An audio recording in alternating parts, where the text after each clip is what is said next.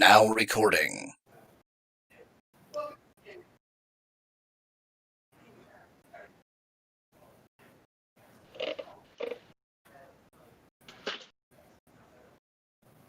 Yes, that's correct.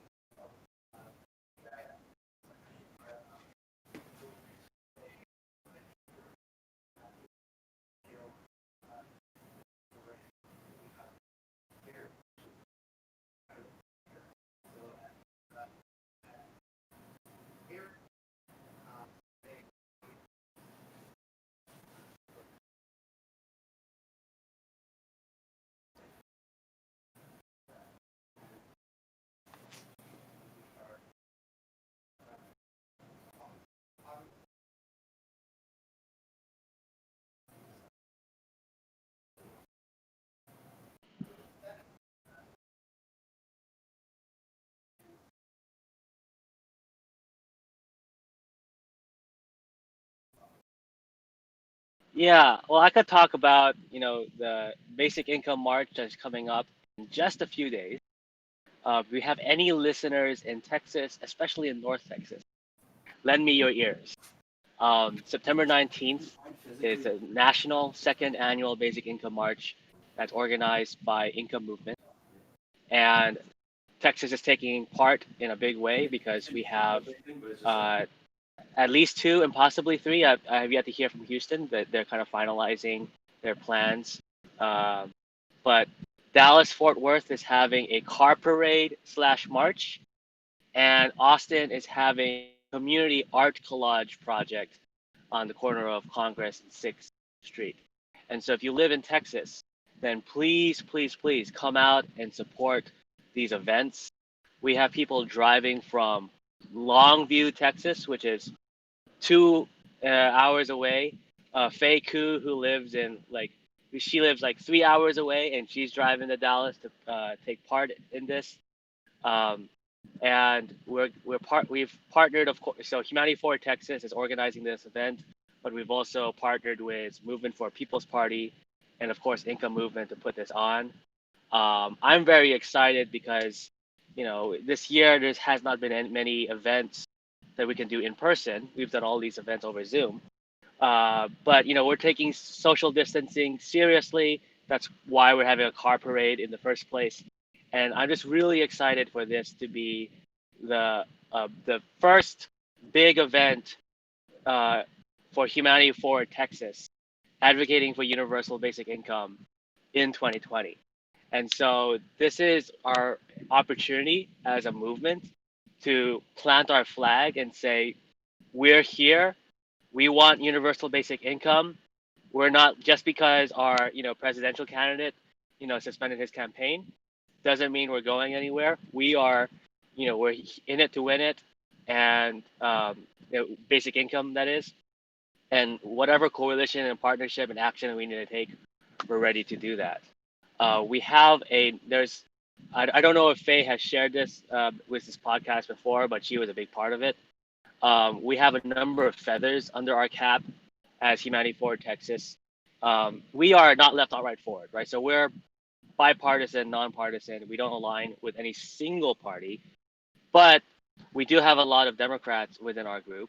And so for the Democratic State Convention, what we did was everyone who was a Democrat in our group registered to be delegates to the state convention.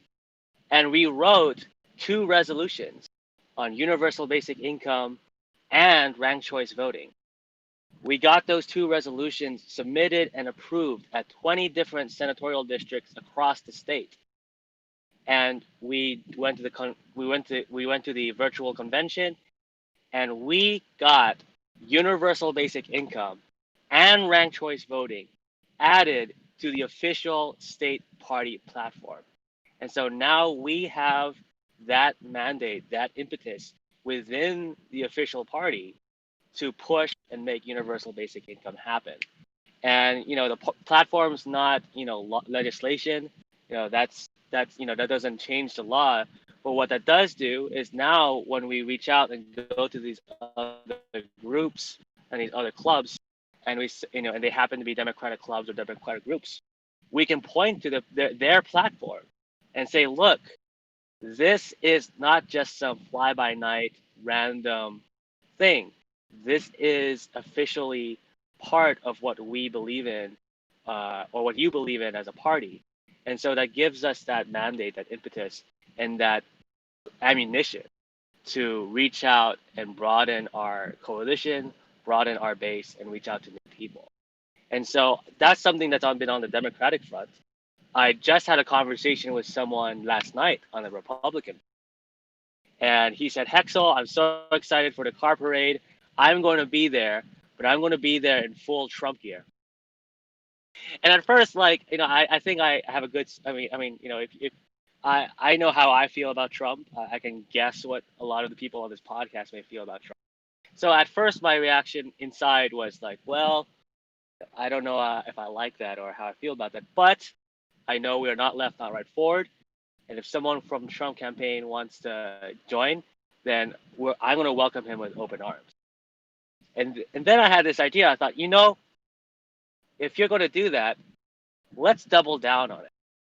Because I know that there are Republicans, now that I know there's a Trump supporter, I know that there's Republicans, libertarians, conservatives, and of course, Yang people, and then of course, liberals, Democrats, Bernie supporters, Movement for People's Party. We're going to have the whole spectrum of people there. If you're going to wear your Trump gear, would you be willing to appear in a photo op with representatives from the entire political spectrum and be there in your Trump hat, in your Trump shirt, join arms, if you will, with these other groups? And he was like, hell yeah, let's do it. Hell yeah. That is how you make So- lemonade. That is really smart. Yeah. And so that is something that I'm looking really forward to, is this opportunity to show, look, this is not a left, this is not a right issue. Everybody's coming around to support universal basic income. And, I personally have my big qualms against Trump, but if this is our opportunity for unity, Hexel. then I'm all for it. Yeah, Hexel. This is really important. Like, here's how I bridge the gap between liberal and conservative. I say, like, okay, so you're conservative and you think like socialism is terrible, right? And then they're like, oh yeah, like socialism bad. And then I'm like, okay, well then didn't we have socialism in 2008 when we bailed out all those like big companies with like all of our tax dollars? Didn't we have socialism right here, right now in 2020 when the Fed just like pumped up money to like buy out all these stocks? And they're like, yeah. And then we're like, okay, so is it really socialism when you get your money back from all of those failed experiments? So just paint UBI as like a refund for 2008 and 2020, and they'll be on board. Oh yeah. I mean, you're absolutely right. That's the exact same, well, not exact same thing, but like every point that you've touched on, I say the same thing. Especially living in Texas, there's a lot of conservatives, a lot of Republicans. And this guy who's coming in his Trump gear, and I appreciate that he kind of gave me a heads up, because he's like, look, like this is who I am, that's what I believe in. But I'm giving you a heads up because I know you and I respect you, and I also don't want to get mauled when I'm there, but I want to show up and support. And so what I love about this particular guy was he was actually present at the very first Dallas Yang. So he's actually an original Yang guy. And so I think what's valuable about someone who's very open about his particular stance in that regard is that in addition to the talking points you gave, it can also come from someone in that boat, someone who is a Trumper or who is Republican. I was. And it's yeah, exactly. And so it's like, you don't have to take my word for it. You can take your fellow Trump supporter, fellow Republican as well. And there's the biggest of all, Trumper for Yang. I mean, it says it in his name. He's like on Twitter. He started a YouTube channel and all these things. So I mean, just expose them to that, because it's the same broken record from all the other progressives and all the other Democrats. Like, orange man bad, orange man bad. It's like, okay, but what do you have to offer? It's like, no, we're not offering anything. We just think like Trump sucks. That's it. It's like, okay, Trump sucks. But are you offering anything? No. So it's like, what do you expect? I'll take a moment real quick to come back to Basic Income March and say that I am very grateful to people like you who do the work to organize these kinds of events. Same here. I want to make sure that that does get touched on before we, circle too far away from it for it to make any sense. And you are a wonderful asset to the Yang Gang. Thank you for your work. Well, thank you. I have one more thing for Basic Income March to plug. So if you live in North Texas or Texas in general and plan on coming to an event, please go to basicincome.march.com and register. Not only because it makes me happy to see people register in advance. If you show up without registering, we love that too. But it's important that you register so that the world around us can also see, oh, this is really happening. Because there is a snowball effect when it comes to registration. So that's the first thing. And the second thing is, if you want to help the Basic Income March happen, like if you want to help us make it a big success, even if you don't live in Texas or can't make it on that day, you can go to humanityforwardtexas.org, and the latest blog post is how to support the.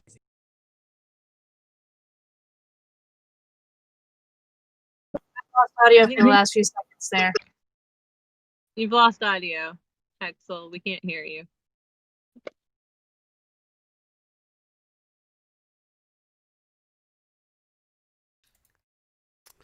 Yeah. We can't hear you, Yeah, Hexel. you've got no audio. Oh wait, I think you're back. You're back. Excellent. Is he? Please say something.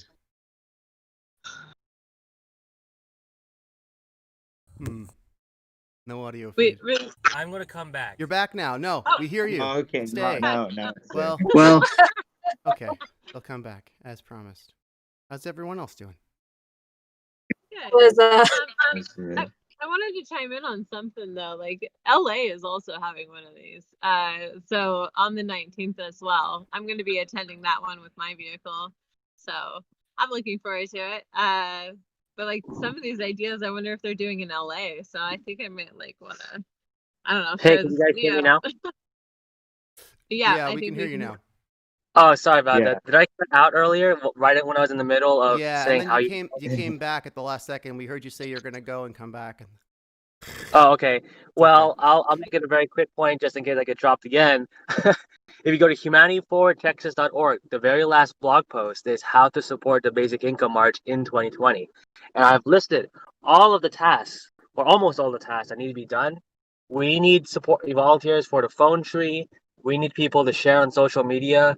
We need people to help with even some of the logistical planning and preparation, equipment, content creation.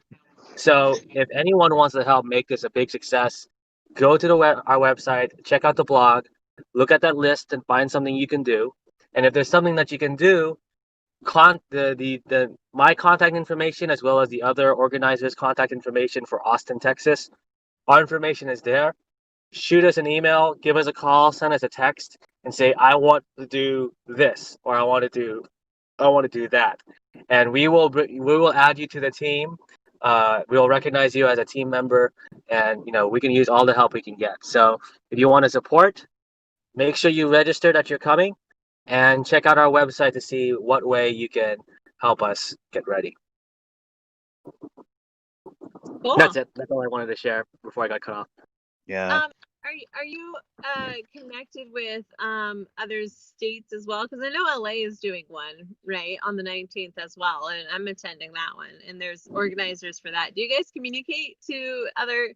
Because I think your idea with all the different candidate supporters coming to this march, I mean, it would normalize it in a way that with any new thing, if you act like it's normal, everyone's going to follow your cue. Like, oh, I guess this is okay now. Okay, right? And then maybe they feel more brave to do it themselves. So, I mean, yeah. So if you whether you're organizing your own or you just want to get filled in, every Monday, although next Monday is the last Monday, so every Monday there's a leader call.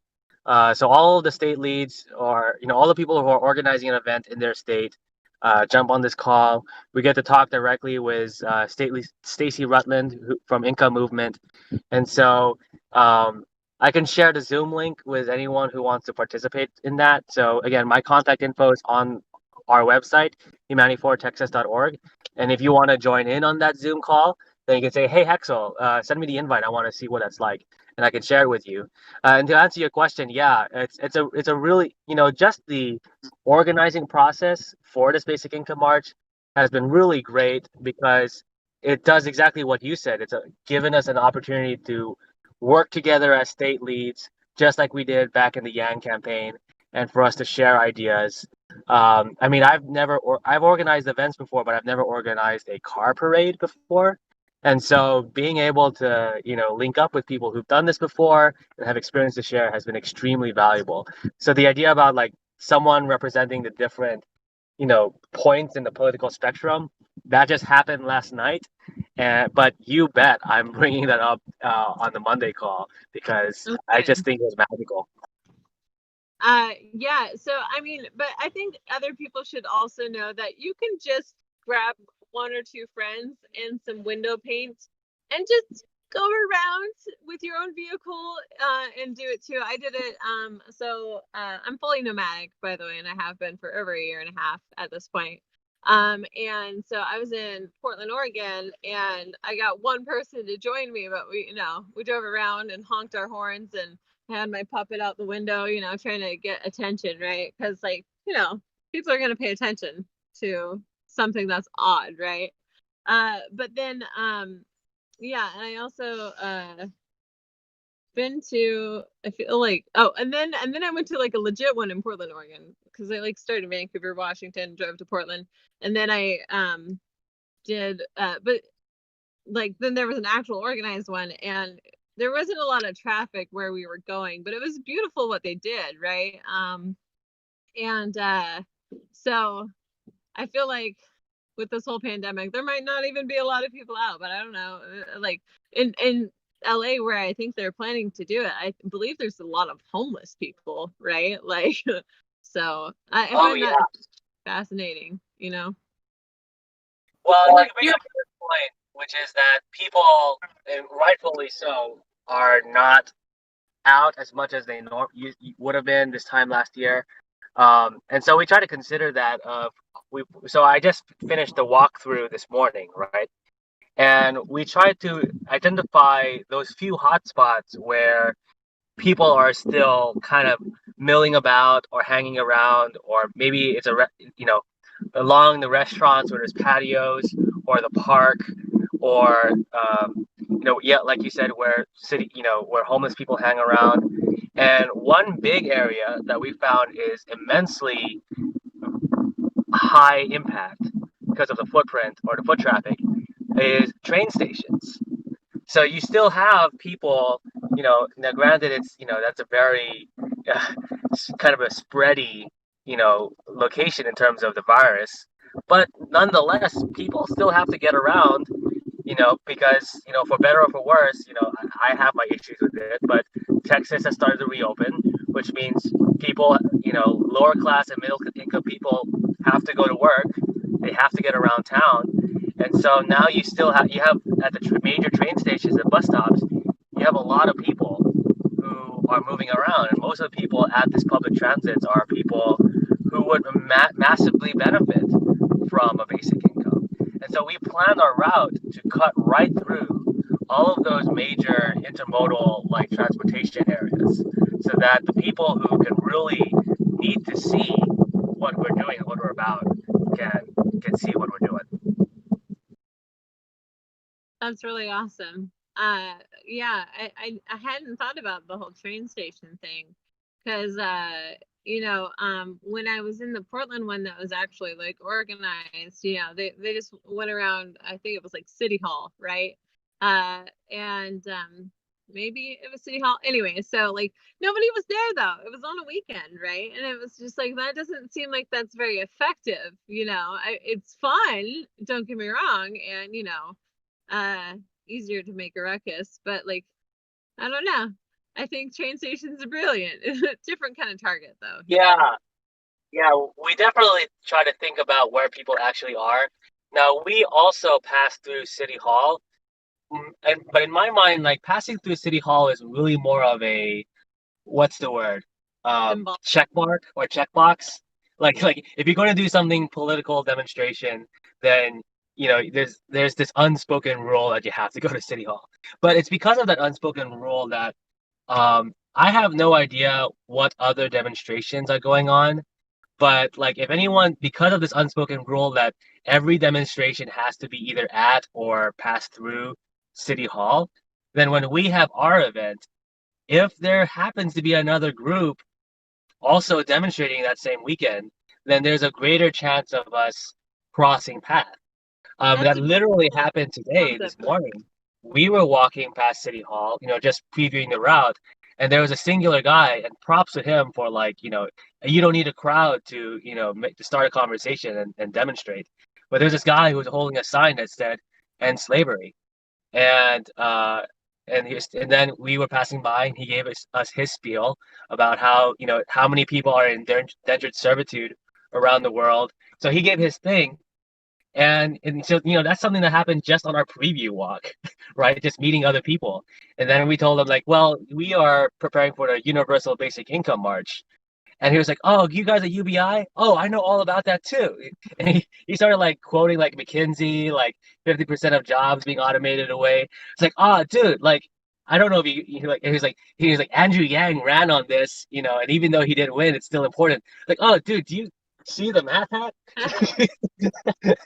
So yeah, so that's the main reason we would pass through City Hall, is kind of like a obligation to, but there's a slight chance that we'll run into other people who will be sympathetic to what we're about. People who are already activists, right? Yeah, I mean Okay. yeah, expand the circle. I would like to okay, so I'm making a documentary, okay, and I think it would be amazing to have either aerial footage or video footage. If you guys have any that you want to send my way, that'd be helpful. I'm gonna try and get some of LA.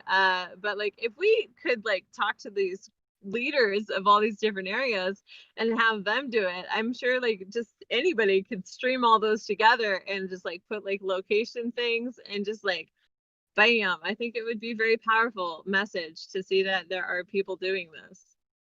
Just an Oh idea. yeah, absolutely. Yeah, in fact, one of the things I want to do, and I'm going to bring it up at the next lead meeting. I hadn't brought it up before because I don't want to get on too much of a tangent, but long story short, there was some confusion in the early days. So originally, I was not an organizer 2 weeks ago. It's only been in the last week that I took the reins of it and tried to like kind of double time hustle to get this pulled together. So I haven't really had a chance to talk to the other leads about this.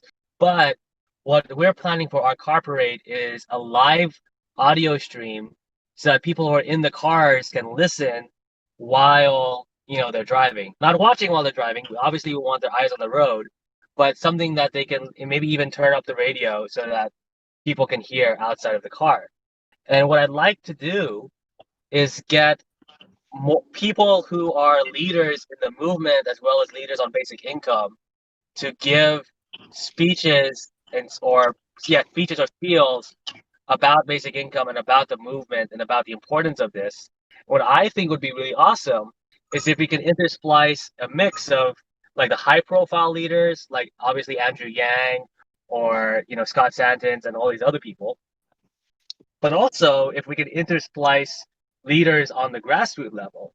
And so what would be really cool is if here in the Dallas March, if we can get like the Los Angeles organizer to say, "Hey, Basic Income Dallas, we're here at Basic Income Los Angeles, walking right with you, even though we're in another city, we're here with you, and this is across the nation. Know that you're not alone." That would be really cool if during the live stream we can connect with each other during our events, even though we're thousands of miles apart. Have you guys emailed any news channels? So we have our hit list, but I haven't done it quite yet. And I've been kind of putting pressure on people to register on the page because I'm waiting for us to hit our minimum goal of registrants before I send the press. Like it's ready to go. What's Like that we number? have a press release and we have the contact emails. Like we can hit send when we're ready, but I want to hit send when we have that kind of minimum registrants, the because I minimum? don't want the news to go to the page to see what it's about and say, oh, it's only 10 people. And there's already more people confirmed to go. But I'm kind of trying to twist people's arm this weekend to like, guys, I know you're coming. I know you've told me you're coming. I have faith that you'll be there, but I need you to like register so that not just I know, but everyone else can know. So I'm waiting for to have a good number on the website, and then I'm gonna hit send, and it'll go out to all of the news outlets. That's Okay, good. you definitely need this message out there then, huh? Say again? You need us to get this message out there for you then, huh? Yes. If you know anyone in Texas, I mean, just go nuts. Even if they're like far away, because we have people driving 2 or 3 hours to come. So if you know anyone in Texas, or if anyone listening is in Texas, please, consider being there. Tell your family and friends who are nearby, and get them to register. Go on our Facebook page, Humanity for Texas, and go to the events tab and click the event. What I do and what I encourage everyone to do is just go nuts on the invite button. Like I've invited like half of my friends list, right? Everyone who's in the area and I know is Yanggang, but I just go nuts on the invite button. So anything that you guys can do to help to get the word out and get people to register, that would be great. What is good for our Yanggang group is there's a chat group that we have. If you have a tweet that you want us to forward, it's easier if you create one and then we could just share it because we're busy with our own little pet projects. That's one way, and we can retweet it. And then like there's also you could send us the links there as well, and then we could also tweet it out. But if it's in but also you guys have things on Facebook, right? I'm assuming. Is it organized? What's it organized on? Wait. Well, here's what I'll do in response. Yeah, you brought a good point about Twitter. I think one of the areas where I shot myself in the foot is we put our social media, like we made the big blast before the Action Network page is up. So I feel like if people if they've RSVP'd one way or another, like via Facebook, I think a lot of people think they're done. So what I'm going to do this afternoon, maybe right after this call, is I'm going to make a new tweet that has the Action Network link. So Action Network is where the official page is, and that's what I'll use. Good. Yeah, it's just easier for us if we have something like that, just so we can help you out. Of course, when this episode goes up, we'll obviously promote our own content with you in it. That's kind of a given. Yeah. This is exciting though that you are one of the people organizing though. There's a different gal, Lauren Tripp was helping in the LA one, but I guess she backed out of like some of the organizing. But it's so weird how we're all interconnected because like we're all different walks of life and we get to do something together that's like fun, even though it's like pandemic time. And it's like that first little introduction to maybe even like who is in my network, so I think it's good for us to meet the tribe that we're a part of, and this is a great opportunity for that as well. And when worlds collide, things change, right? Trajectories change. And I think that giving the opportunity to just meet your neighbors, even sort of, it's good to know that we're not alone. And maybe this person knows someone that you need to talk to, kind of thing. And so it actually helps spread the resources and helpers to find people who need help, right? And vice versa. Yeah. So. Yeah, I mean this event, just putting this on, has been like, obviously DFW, or this Dallas Fort Worth Metroplex, is quite large, and so I'm always surprised every time we do a big initiative like this. I always end up finding people who are super passionate, super ready to get to work, and they live like a block from me, or like 15 minutes away from my house, and it's like, oh my God, like how come we haven't met yet? And sometimes it's just timing, right? But that's what the amazing thing about this is. Sometimes you just don't know who is out there and who's like, they could be your neighbors, or they could be so I have I have 10 minutes before I need to hop off for my next. I have more preparations to do. So if there's any other questions about the Texas Basic Income March, I'm happy to answer them. I just want to ask you before you go, right after you go, just leave yourself a minute to go into our live stream text chat and then type credit and then your name and then just any URLs you want associated with this episode, any links, so they'll appear in our search engine optimization bot, which is going to spit out a text file we're going to put on Spotify, YouTube, Twitch, and stuff. Okay. So leave yourself time for that because, that's very important. Other than that, does anyone else have anything else they want to ask?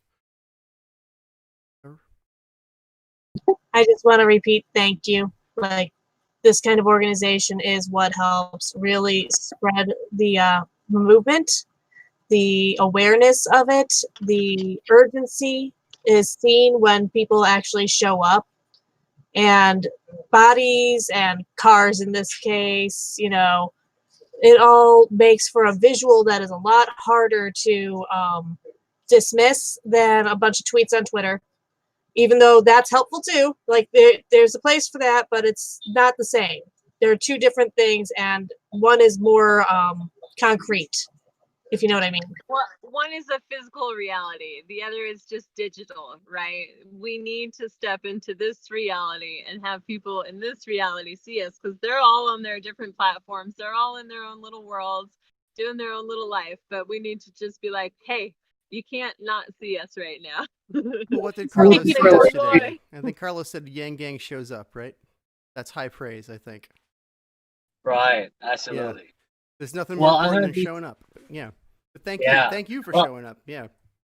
Oh, thank you. Well, I'll do a final round of plugs, and I'm going to comment on something that Faye said. In the days leading up to the night before Super Tuesday, Joe Biden, who else was it? Joe Biden, Beto O'Rourke, Pete Buttigieg, Amy Klobuchar, like this huge, like super coalition of people who dropped out just so they could support Biden, right? They all came to Dallas. There's this place called Gillies, this big, like cowboy style, event center here in the heart of Dallas. It was very poetic to me because that event space was the exact same event space, the exact same room, exact same building that we hosted Andrew Yang when he came to Dallas, and we had 1,100 people descend upon downtown Dallas to see Andrew Yang. Now there were maybe I think 2,000 to 3,000 who came for Biden, but it was Biden plus like 3-4 other superstars, right?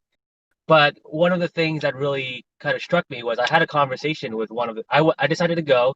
I had already voted, but I decided to go ahead and check it out and see what it was like and got to talk to people. And I met a young woman there who, she went there and she had not voted yet, and she was actually still deciding, right, who to vote for in the primaries. And so I asked her, like, I asked her a lot of questions about how she decided, what's her thought process, because I wanted to kind of post-mortem, kind of figure out, what are some areas that we missed out on. And one of the things I asked her was, what was the impact on Twitter for her? Because, Andrew Yang was not high on her radar, but she was very well aware of who he was, right? Maybe not very well aware of his policies as much as we do. And so and I asked her, like, how effective was Twitter, or how much did she notice Twitter? Because in our space, in our bubble, we were going like blowing up on Twitter all the time. And I wondered whether or not she took notice of that. And she said, and again, granted this was one person, sample size of one, but she said, like, I actually notice every time it's on Twitter, right? And so I would see Andrew Yang blow up on Twitter all the time because I use Twitter often. But at least in my, for me, at least what my bubble of news, I did not see anything that could connect what was happening online with what I was seeing in my reality, right? And it was still, for me at least, and I know this is not the experience for everybody, but for her and for people like her, there was still that bridge was missing. I think that bridged the gap between the blowing up online and who's actually in the race in real life. And so now we know that obviously Andrew is a real person and we are real people. But that was the gap that needed to be bridged for her. And I would imagine that's the gap that needs to be bridged for universal basic income and for Andrew Yang, going forward. And so that's why I think events like this are very valuable. So the last final plug, Humanity Forward Texas. We are on Facebook, Instagram, and Twitter. Please follow us, on as many of those as you want. Our website is humanityforwardtexas.org. You can, on the homepage, you can sign up for the newsletter if you just want to keep up with what, just get to know what's going on. But if you want to volunteer and want to get really involved and want to get a phone call from me personally, thank you for signing up and letting you know about opportunities. You can go to the website and click volunteer and do the full sign up where we get your name, email, phone number, and you can let us know where in Texas you live and how you want to help. You can go to the volunteer page and give us your full information. And that'll give me permission to call you. Fantastic. And so Humanity for Texas, it's all online, and this is just the beginning of a lot of exciting things, and we're kind of looking forward to the adventure. All right, well, thank you everyone for having Shale, Faye, all the great questions, all the great stories. Thank you so much. I will definitely be popping in again in the near future. And until then, I'll just talk to you guys next time. You're welcome anytime. Thank you for your work, and yeah, we'll see you soon. All right, enjoy the rest of your conversation. Have a great day. All right, guys. That was good. Short but sweet, huh? Didn't know we only had 1 hour. Should we continue or do our sign-offs, or what do you want? Well, how you feeling? If you've got a lot of stuff you want to talk about, you can unload. I mean, I do. Sure. I do have stuff I want to talk about. Sure. Karen didn't get a chance to say much either, so I'm sure she'd like to pipe in a little bit before we sign off. Please do. Yeah, we've got time. Oh, thank you for that, Mia. I'm coming on here just telling about my podcast, the Care Worth podcast, asking the question, what is care worth to society? I'm a lifetime family caregiver, and I started my podcast because of Joe Biden, what he was talking about, what he was going to do for caregivers, which was, a professional grade care, which is a good thing. However, we need something done right away with family caregivers who are uncompensated and unpaid, and that really bothered me. So I decided I've got to talk about my years at it, and I'm now just in the advocacy position. My daughter was born with multiple disabilities, and I took care of her for 20 years, as well as, because I was home, took care of other family members. So this is something on my heart. And we're talking about the basic income march. Did anybody know about the WATT app? That was something that Scott Santens, I heard from him, WATT WATT app. And you put that on your phone, and when you walk, your steps count toward fundraising. So I'm in the middle of New Mexico in a tiny little town. I am the basic income movement in my town. So that's what I'm doing. Wow. That's cool. I didn't hear about that. I didn't know. Yeah, it's like WATT, like, electric watts, and you put it on your app, and then you try. Well, I didn't know you have to turn it on, but you turn it on, and then when you go walking, and I'm going to walk all next week, it counts your steps, and then you pick who you want the fundraising to go to. And I don't know where the funding mechanism comes from, but it's kind of like on a par with walking for cancer or cystic fibrosis or whatever. And your steps count toward a little bit of money going to the cause of your choice. And there's a number of them. Of course, I picked basic income, but yeah. I would definitely do the same. I'm going to have to look into it. You said there's like a link on Scott Santon's page, right? I think so. Yeah, I saw it a couple days ago. So it was the WATT app, and he might have been the one that put it up there. I'm not sure. Added basic income too, but my car doesn't work, so I can't do a car parade. It'd just be my car parading, and so I thought, well, that's the one thing I can do. Do it. I mean, I drive around with words on my vehicle all the time. No, my car is broken.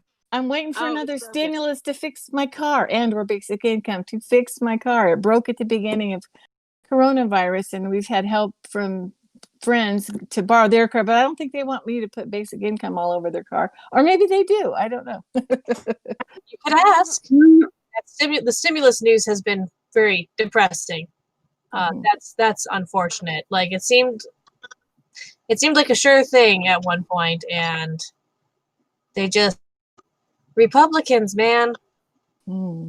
I don't mean to be like Republicans, man, but they are backing off of it. So Republicans, man. I talked about in my show the Senate Bill 3784 Monthly Economic Crisis Support Act that was put out by Kamala Harris, Bernie Sanders, and Ed Markey. I mean, it's basically, if we got that, it'd be the biggest basic income test in the United States. And I don't know if we're going to get it, but I think that we're going to start seeing some really awful stuff. I mean, the only reason why we're not seeing awful stuff like evictions and things like that is just because the news won't point its camera towards that, except that one place in Texas where they did that. But I mean, evictions, and I mean, people are at their wits' end. This was before we even had coronavirus, the struggles that people have. And I know what caregiver families go through because programs over the years have been cut, and now it's really, really hard for right now. I need a equipment upgrade for my daughter, and the insurance company, we're in mortal combat with the insurance company about that. I just have to change insurance companies because I gave up on the one that we're working with.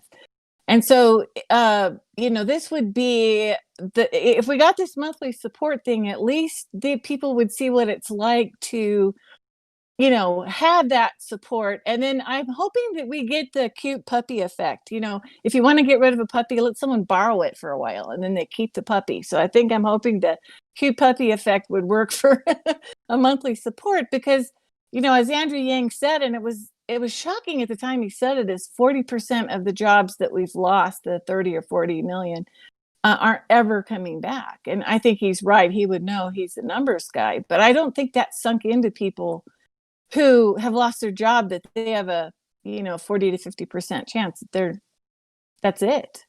And that happened to me in the 2008 downturn. I finally decided, for my health reasons, to put my daughter into professional grade care, and I thought, I'll just go get a job because I had some skills, and it wasn't happening. And I struggled, and I had actually beat myself up being a caregiver. So I qualified, like Andrew Yang said, a lot of people qualified for disability. So I graduated, I'm going to give my age away. I graduated in 1979, and 7 out of the 10 people who graduated that year are on disability. 7 out of 10, because of the ergonomic problems, or they were in the military, or they got injured on the job, or they got repetitive strain injury or back injury.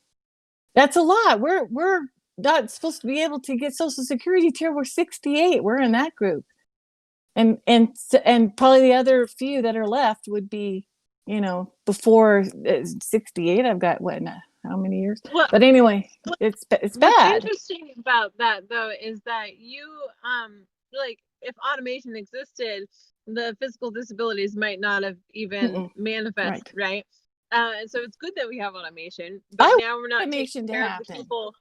Yeah, we're not taking care of the people who were the machines before, and we're just like letting them sorry, that was like no, it's not. I worked in the high tech world, and I saw, that the kinds of jobs that are going to get automated. So my ex-husband was a truck driver, and he got hit in the back with a log that hit him in the back and injured his back. And then that's how he ended up not being a truck driver anymore.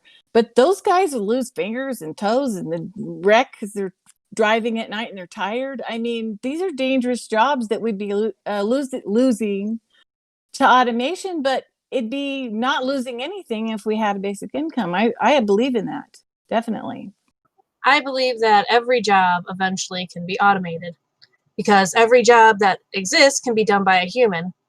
And if nature can eventually come up with a human being by absolute random chance through the process of evolution, then us, with a guided hand, being able to rule out possibilities and not, relying on random mutations, we should be able to figure out the secret to consciousness eventually, as long as we continue to survive as a species. So at some point, we will create something smarter than us, and at that point, human work will literally be obsolete. And what do we do then if we haven't, made the decision to see human beings as just human beings and not to require them to have some slave purpose? Yeah, You what know, I say in the podcast is that we need to support the intrinsic human worth of everyone by right now supporting the intrinsic human work. We'll just go back to doing what we did before, and that's taking care of each other and loving each other and caring for each other. That's the ultimate job that will still exist in those times. Exactly. But like I like bringing up this one thing about like horses and how they used to carry buggies, and they were our cars, right? But now we have cars, we automated it away. Now the horse, what happens to the horse, right? We are horses in this reality, and the thing is, like, wouldn't it be better that we were free and wild and running around having a good time? Like, maybe you feel like you have a purpose when you have somebody who takes care of you, brush your hair once in a while, right? Like, and go all right together, so like it gives us time to reconnect with other beings, different souls, so we aren't stuck doing something so monotonous and painful. And like it, unless it's creative and you enjoy it, right? You could customize your vehicle because that's just what you want to do, put peacocks up there. But like, we don't even have the time to customize anything we have. We have all these cookie cutter cars that all look the same,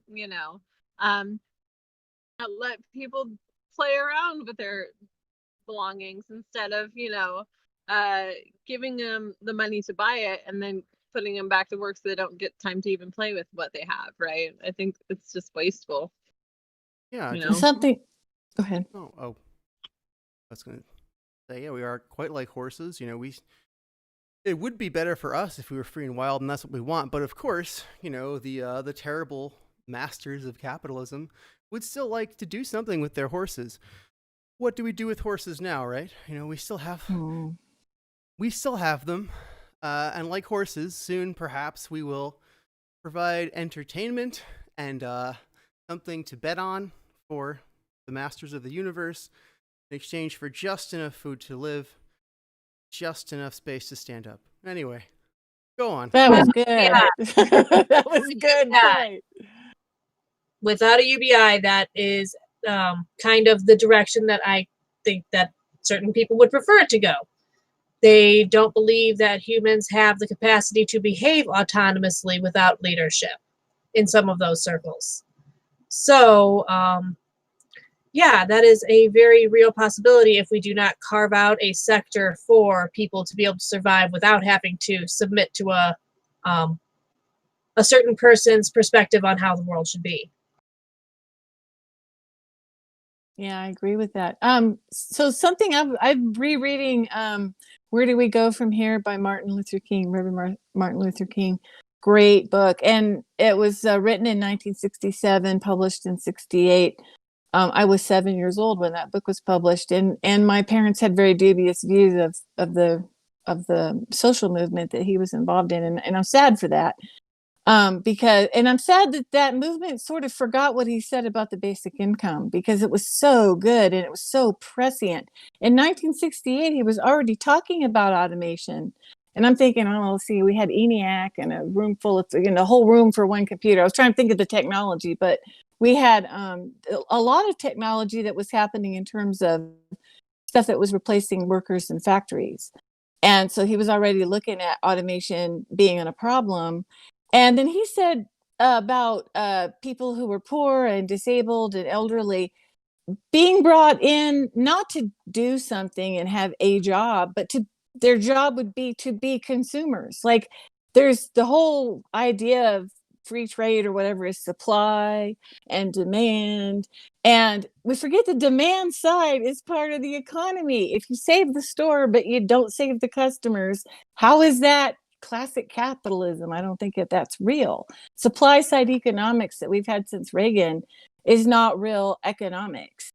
It's just one-sided, and you get to this point where we have a million things you can buy on Amazon and you can't afford hardly any of it. It's really dumb.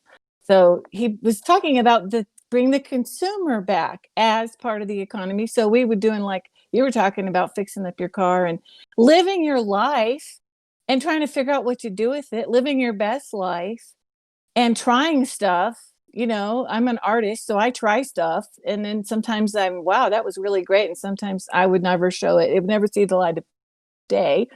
But, you know, that would be what you could do more of. And everyone could be invited to that process. You can learn what you would like to learn, right? You would be able to direct what other Faye called it unschooling, right? So you just like unlearn the way we school, and then you just go down whatever rabbit hole you so desire, and you find ways to complement that so you can become a master of whatever it is you so desire. Do you like making, you know, ninja swords? I don't know, but you would have more opportunity to go down these awkward little side paths because other people love that interest too. And then you could find people that have similar interests and have more time to even spend with people you enjoy being around.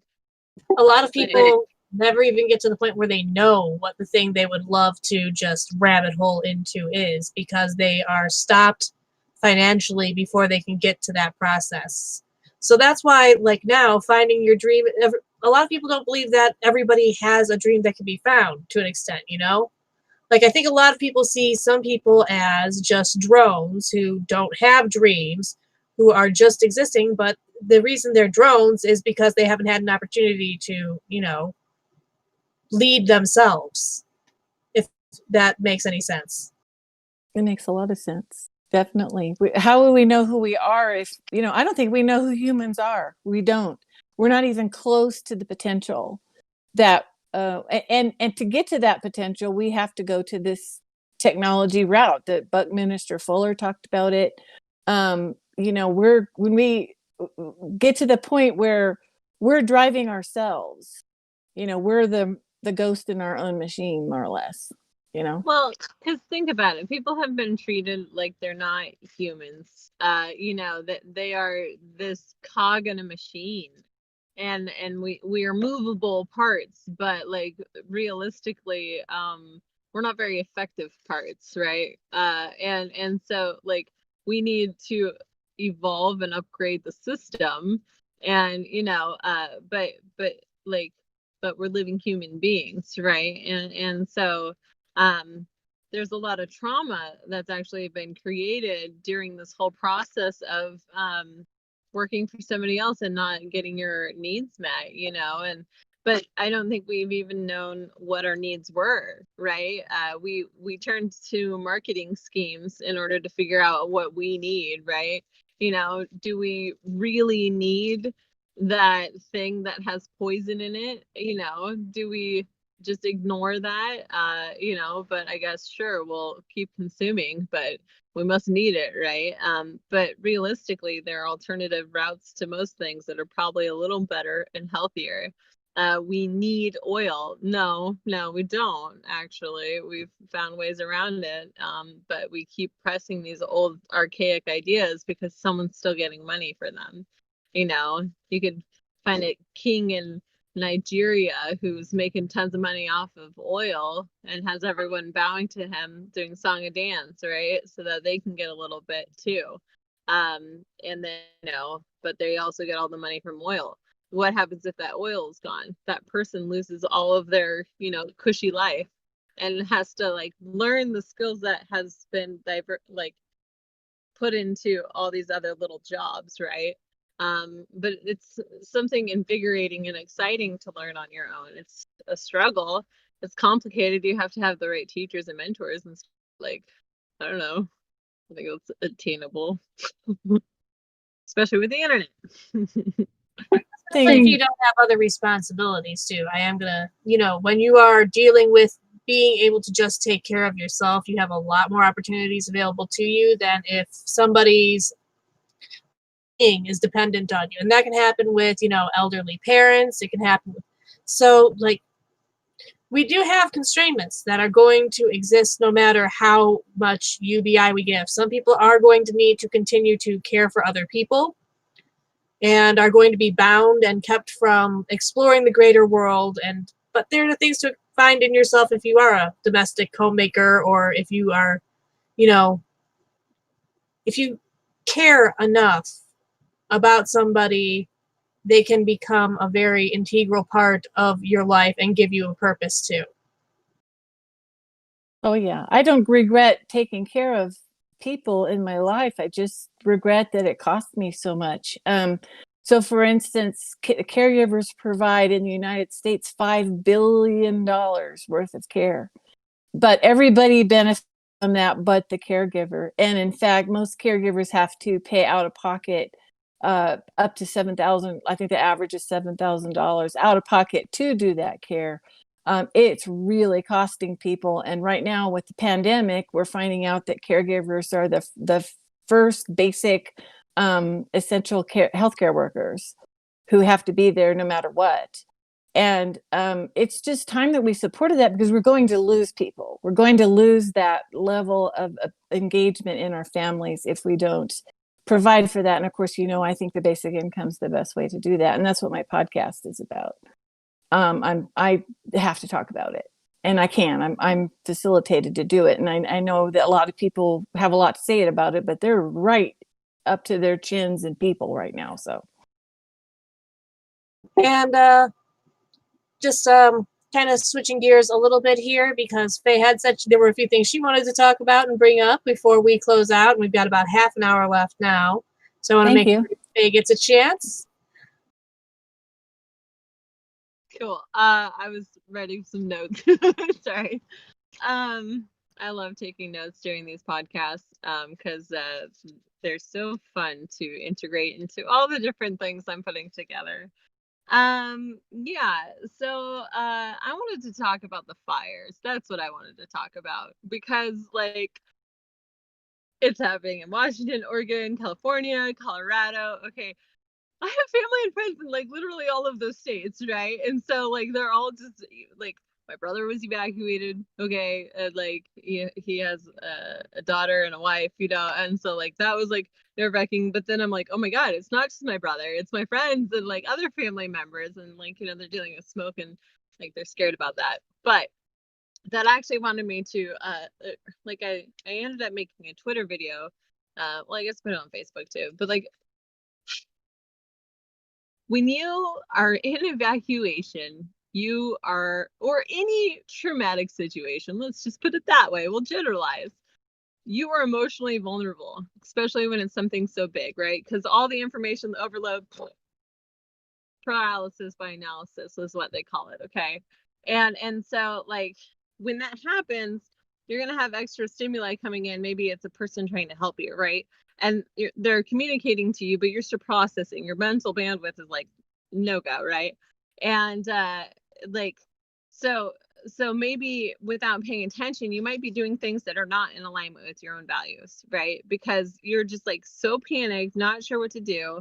But like when people in personal experience and through stories I've heard, when you are in an emotional, vulnerable situation and someone comes in, like they might want to help you authentically, right? But like maybe they also have other either unspoken contracts that they have in their mind of how things operate.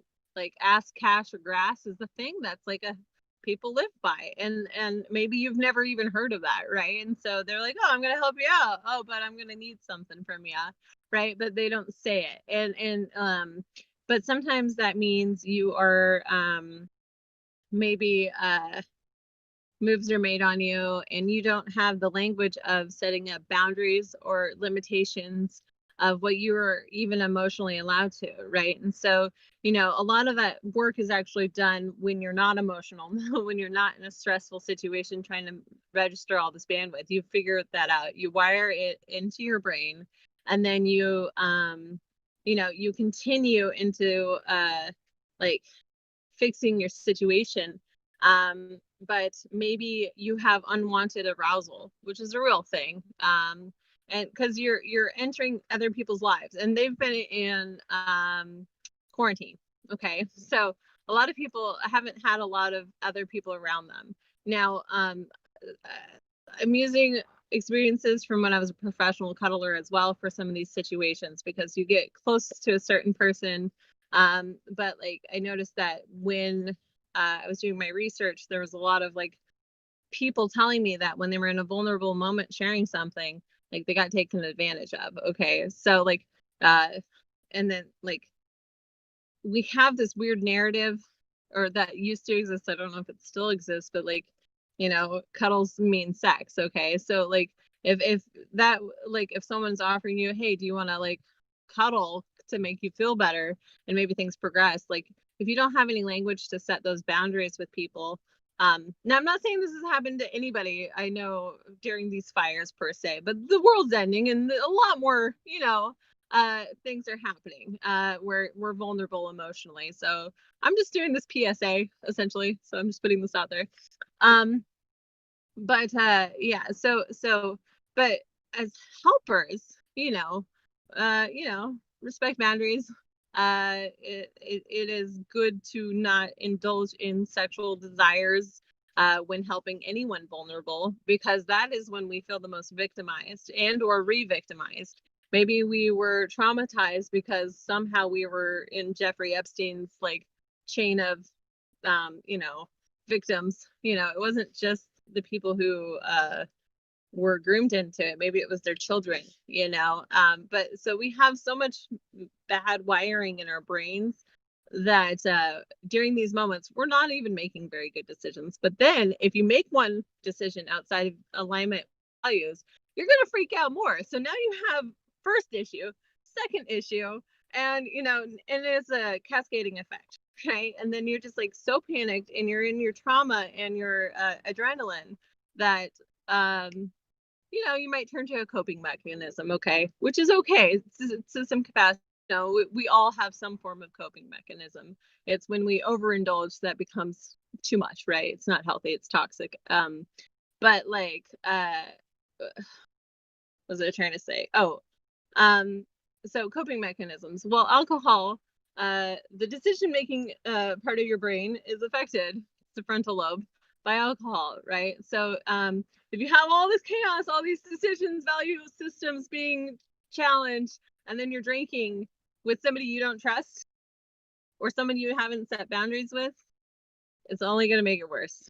Okay, so just be safe out there, guys. This is my little I don't know, I'm just very concerned about a lot of people. And you know, if you do need to meet up with somebody you don't know, try to figure out if someone can vouch for them first. But even then, you need to be able to have somewhere to go. Maybe they say something that makes you uncomfortable. Maybe they're like, well, you know, this is just my normal thing. Maybe I'm a nudist. Okay. Well, that's cool. You could do that, but I'm not going to be here, right? You need to enforce those consequences. If we can't change anyone else's behavior, but we can choose if we expose ourselves to it. If they, you know, have that conversation. Now, if they're just doing the stuff, you should still leave, right? But something also happens when so there's fight, flight, fawn, or freeze. Okay, so these are different responses to trauma that like this is important for us to know. When you fawn, it's like you're joking, like, haha, that made me uncomfortable, but I'm just gonna laugh it off, right? But that just means the pushers are able to push farther, right? And then like when you freeze, it's a brain freeze. It's all the information has like you're processing. It's like a loading screen, okay? And so maybe things happen and you don't even know how to respond because you've never been in a situation similar to this. You know, fight, maybe you just get mad and scream at somebody that maybe is even trying to help you. You know, so you're going to be emotional. But then like, you know, flight, you know, maybe like you're out the door anyway, right? But a lot of us need help right now, and I think it's important that we feel safe enough to ask for help. But we also need helpers to realize the kind of situation that people are walking into and the kind of responsibility that helpers should have during a situation like this. I know I'm really rambling, but like this has been on my mind a lot, and I was really excited to talk about it on the podcast today. So you guys can chime in now. Well, I thought, in particular, your suggestion to make sure you always have a other place to go, like, that's incredibly important to have a backup plan when you're in a situation that you're unfamiliar with, and having to rely on people you've only probably barely just met. If you're like if you're fleeing from a fire, like you're leaving your community to go try and find somewhere else to be, right? And you are leaving with what's on your back because there hasn't been time for emergency response to get to you. And you're going to people that hopefully that you trust, but if you happen to have a bad support network, you maybe are relying on people you met on the internet, and or people who were like, oh, that sounds bad, on a comment you made. And you don't know where that's really going to lead until you meet the person. Like, we can all, even the worst people can feign being cool for 5 minutes to take advantage of somebody who's in a bad position. The other thing is recognizing pushing, manipulation, coercion. These are important things to recognize during this time. So maybe the person starts with, just maybe gently touching you, and that was already like, whoa, I'm not ready for that kind of interaction right now. That's when you should speak up, because if you giggle it off or something and you're not okay with it, then you've sent the signal to them that, oh, that was okay, right? And so they're going to respond accordingly. But then maybe the next time they kiss you without permission or something, and that was definitely maybe a violation to you, okay? Or maybe they're taking their clothes off, right? When do you stop it? When you've already started, it only makes it harder. And the decision to end it was 10 steps back. So if your gut is telling you get out, trust your gut. It's your second brain, right? It's sending you signals. But that's why, again, it's important to have a backup plan to your backup plan, and figure it out early. Maybe Google some stuff if you don't know what to do. If you can figure out when you have more sane space, if you will, then you're better prepared. Caution is mandatory.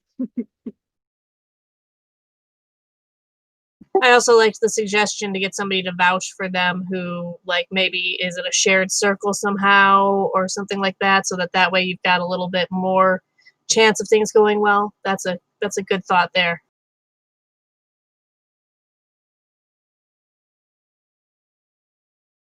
So, but yeah, so that was one thing on my mind, because, and it doesn't even need to be during a situation like this, but like, oh, okay, so I'm gonna change trajectory just a little bit, because this is also important.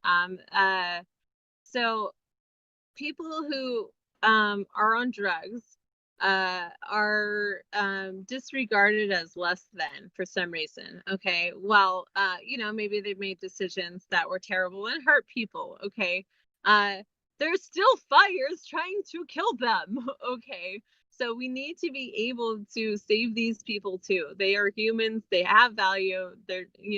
Maybe they're taking those drugs because Jeffrey Epstein's girls was somehow like pulled in, and now a coping mechanism, or maybe their brother was shot because of some drug deal and they don't know how to cope. Okay, we have so many reasons, so many sources of cancer, that people have really intense coping mechanisms, but they're still human beings and their brains can be rewired. They just need to get off the drugs, and some of the brain, there is damage. Okay, so their behaviors might be permanently changed, but we have people who had a stroke and lost all their body functions and was paralyzed, that rewired their brain by simply doing everything as if they were a baby, to motion from a baby to eventually they were walking again. I found this in a book, I think, called Mastery. I could be wrong. It could have been, I read a lot. But so these are things that have happened, so everything's a learnable skill. And I think even the people who have damage from drugs, why are they doing drugs? Somebody has made them upset, or maybe they're upset at themselves for something they did, right? And it's not going to stop until we start loving them. It's just how, we need to stop ostracizing people because they've chosen drugs. And that's important, especially since there has been so much dark money raised out there, and people are just a number for money sometimes. So we need to just change our whole perspective on life a little bit. And it's now, right? And that way also, when we do get universal basic income, we can also be like, okay, now I don't need to worry about, you taking too much from me, more than I'm allowing or I'm willing to give. But again, that's boundary setting, right? Enforcing boundary setting and consequences, because then that creates an aversion to that behavior. You have to help teach them, redirect their attention to something good. If you have a child, that's what you should be doing instead of yelling at them. They don't know why you're yelling. You're frustrated because you can't communicate your desires to them when it's not even something they want to do, or they don't understand why. Begin with why. You can actually really change a lot of people's perspectives. So yeah, I feel very passionately today. I thank you for feeling passionately today. That was a wonderful kind of. That was very good. Exactly. You guys can talk more. Are we allowed to talk? Is that a privilege we have? I would prefer it. I just ramble sometimes. Oh, I had a question. What's your documentary about? I don't know too much about it. Oh yeah, of course.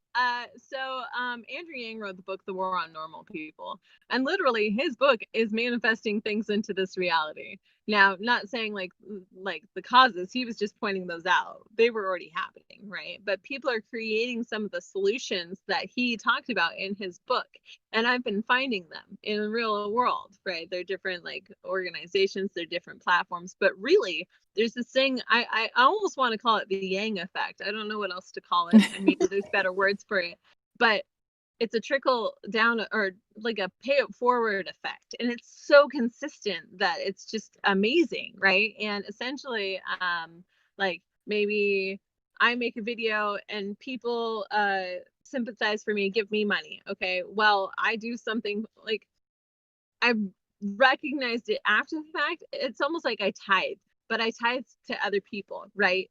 And I just oh, I got all this beautiful money and I want to share the wealth. So here, I'm going to help you. So for example, I got money recently while trying to get away from a fire, really. Just complaining about the fire. And I got this money, and then Sherry, who is making some products called Faye's Philosophy, and it's essentially self-help phrases to rewire your brain, but they're merchandise, so they're kind of like these little mantras you can tell yourself.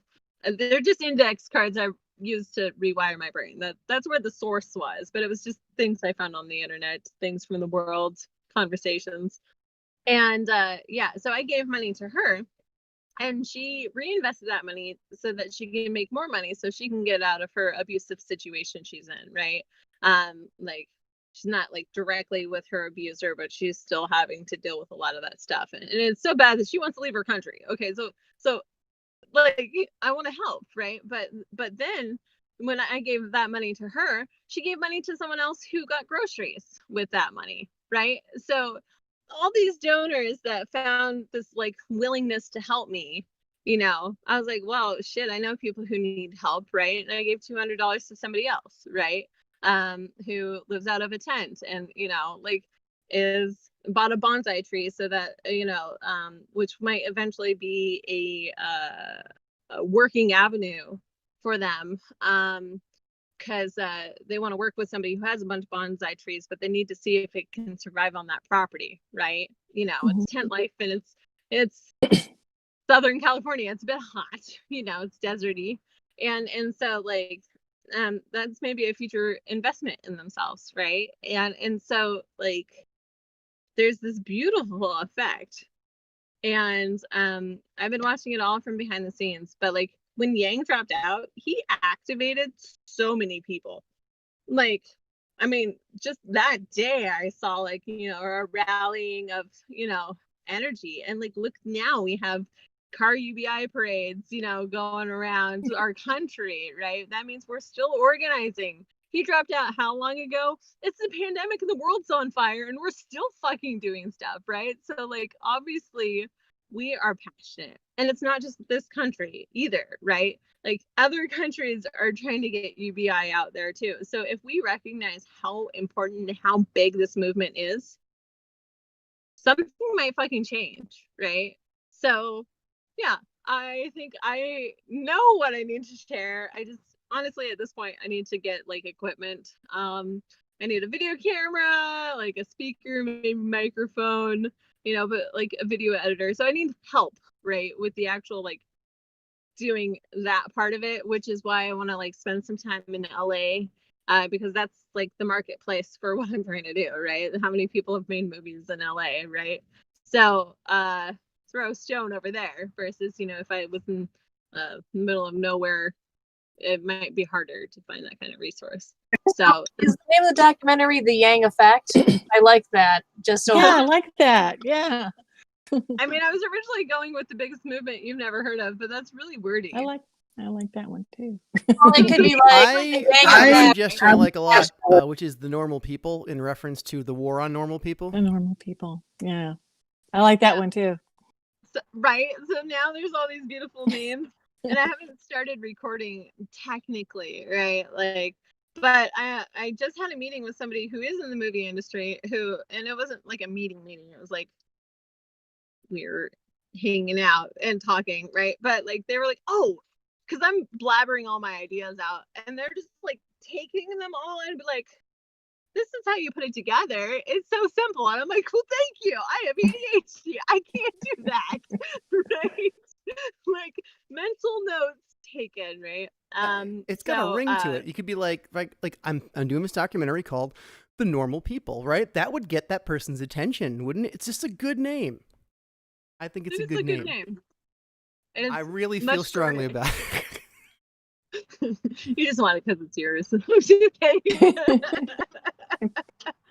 It is mine. I do want it, so I don't know. That's all I can say. You should do that thing we used to do when we were in like grade school, where you make those little finger fortune telling things, and you just put all the names that people suggested, and then you like have somebody give you a number and a color, and you just exactly Karen, like that until you get the name. And there's like a little bit of like cosmic fate. You know in that. 100% gonna do that, and you can choose, but I am going to I'm gonna record it somehow. We'll do this. That would work. I have another suggestion. Alternatively, let Andrew Yang choose. Yeah, you know, he hasn't messaged me back yet. It's okay. I think he would choose mine. I don't know. We do whatever. I think it's cool that you would talk about the normal people in LA, where they talk about the little people. You know, they talk about, you know, that somehow they're set apart, you know, when they get a certain the mindset. Small folk, as it was in medieval time. The small folk, the peasants. Yes. The small TV show pairing a poor person with a rich person to live together for a week or swap houses. That would be fun. So what's fascinating is this person I met has made 2 movies, right? But they gave me like juicy details of like shit that went bad, right? Like behind the scenes of a camera, like what's going on? Like, why is this the way it is? Yeah. You know, and like, so some people just like scam other people. They steal their equipment, you know, stuff like this. Sure. They go to other countries because they can, and then they just, you know, in other countries prostitution's easier, so they're able to meet other needs they need, right? So I'm just like, whoa, right, this is good stuff. Keep going, right? But of course, salacious. But additionally, okay, so this is actually a consistent trend. It doesn't matter how much money people make, which is actually very concerning to me. And I don't know how to solve this particular issue because what it is, there's a man and a woman. They made a baby, right? Okay, right. And then these guys got divorced, right? Okay, boom. Now they're gone. And so the father pays all the alimony and pays all the child support, or vice versa, right?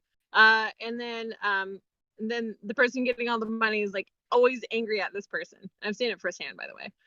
And then the child's the one suffering, right? Maybe they're going through their own mental crisis because their parents are fighting, right? But also they're just children; they don't know what's going on. Maybe they're blaming themselves. So not good, right? But so now the guys are getting only like 1/5 of their income. Maybe they made a lot of money. I mean, I've seen it happen in male nurses. I've seen it happen in computer programmers, in the movie industry, and just your guy working at the hospital. It doesn't matter what their occupation is, right? Like this is just a consistent effect.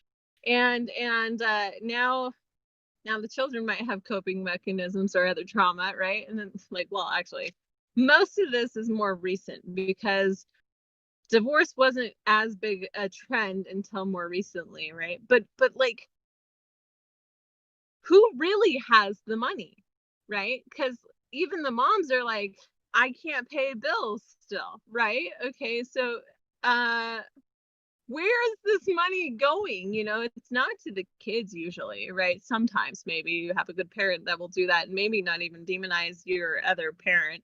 Like that happened in my family. And so like it's like, how does this all heal together? You know, how is this resolved? Because there's all these lonely men with no money working their asses off for a child they don't get to see. And yet the mom is, well, sometimes just crazy, right? I've seen it more with the men suffering than the woman suffering. But it does happen. But then I also like hear about these exes that are talking about like, I didn't actually commit the crime, but I went to jail for something. You know, that's another thing I hear a lot of. I don't know. These are things that are very reoccurrent throughout most. It is family separated, and there's money involved that nobody seems to see. It's possible it's going to like administrative costs and such, and getting siphoned off in the branch line between the two of them.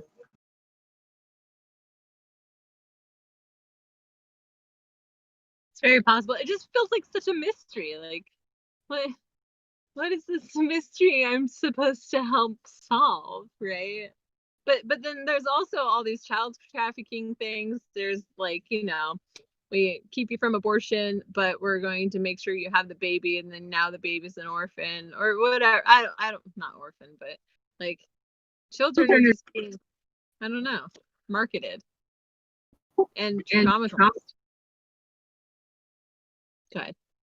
Oh, just there's a lot of mythology and emotion wrapped up in the idea of continuing to breed the next generation. There's a lot of there's almost like a militant need to make sure there are enough people to be exploited. That's really it.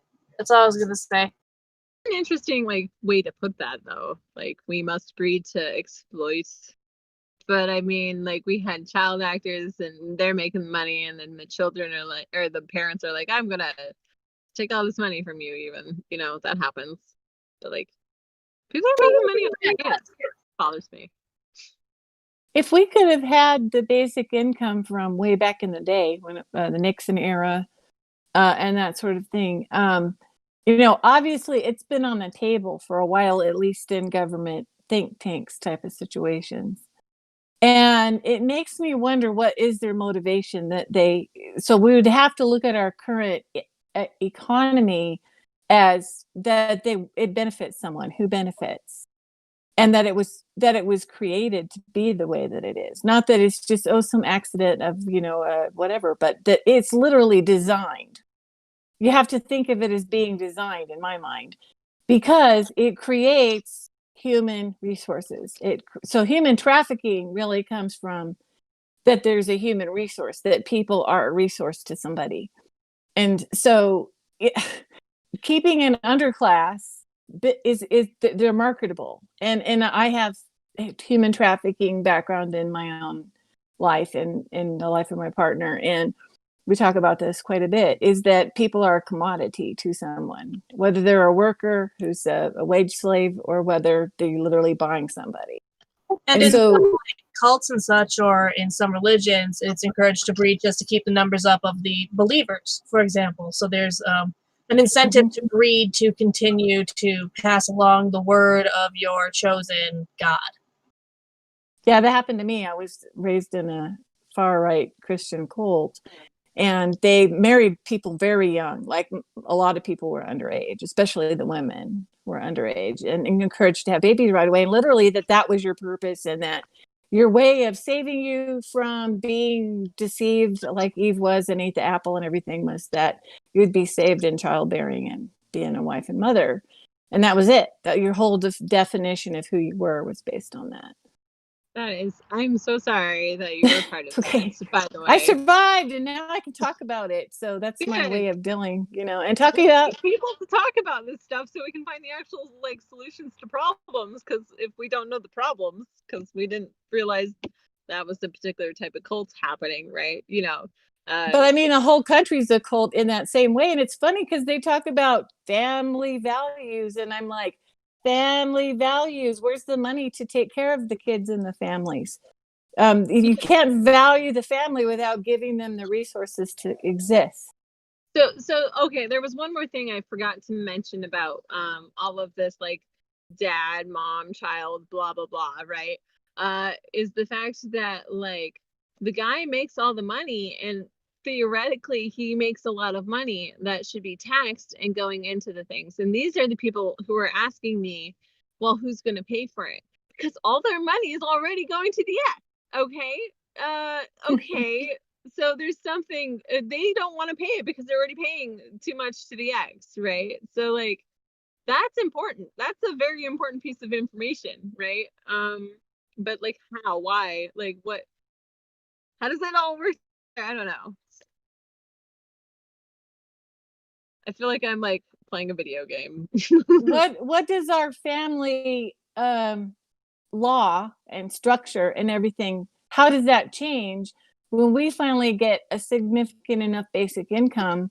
I think it's going to be very interesting, the family structures. One of the reasons why they killed the basic income initiative in the Nixon era, it wasn't even coming up in the math or the statistics. It was an offhand observation that a lot of women would leave their abusive husbands if they had a basic income and not necessarily need a man. That was their fear. So therefore, that's part of what scuttled that whole effort.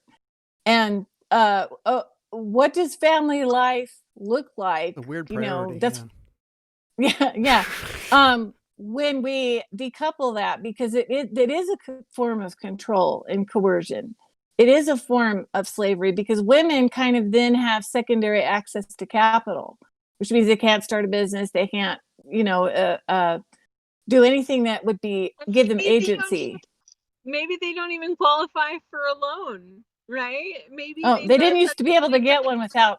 Yeah, they used to not be able to get one without a husband's signature. Yeah, it sets up a world of tyrants, and you can perhaps aspire, if you're a sort of that sort of person, to be a tyrant one day, and perhaps you'll have your own second-class citizens to push around, and you'll have your little, and people dream that, and they don't express it in the same bald-faced language, but it's normative to them, and it's desirable, and it's what they're fighting for, and they think it's not shameful and think it's okay.